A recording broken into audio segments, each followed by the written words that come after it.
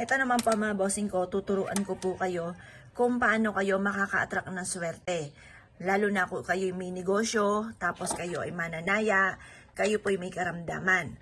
Ngayon, alam niyo po ba mga bossing ko na ang oregano ay nakakatulong upang sa ganon kayo po ay masigit na maka-attract ng swerte. Ito pa mga bossing, yung amoy po ng oregano ay nagtataboy ng mga bad spirit. Kaya kapag parang feeling ninyo ay paborito kayo ng kamalasan, huwag ka magpapawala ng oregano dahil makakatulong po ito para yung kung ano man yung pagsubok nyong pinagdadaanan ay kaagad nyo itong malampasan. Ngayon po mga bossing, kasi yun nga po, nagtataboy siya ng mga negatibong enerhiya. Kapag yung mga negatibong yan ay naipon sa loob ng inyong tahanan or ng inyong negosyo, yan po mga bossing ko, asahan ninyo na parang imbis na masusolusyonan ang problema ay madadagdagan ang problema.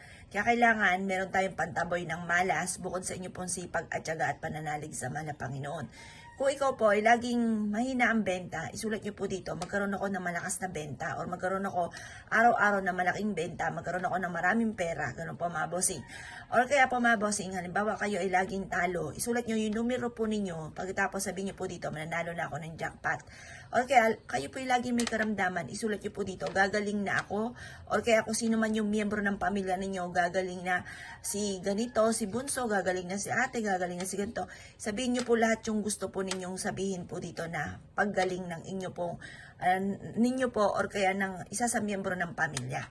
At pagkatapos nyo po isulat po dito mga bossing ko, eto pa mga bossing ko ay ibibilad nyo sa sinag ng araw hanggang alas 8 ng umaga.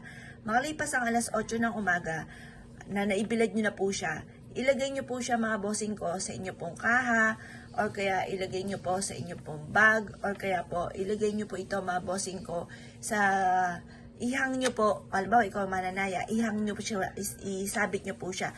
Talian nyo po siya mga bossing ko ng pula at ilagay nyo po ito mga bossing ko sa may bintana po ninyo.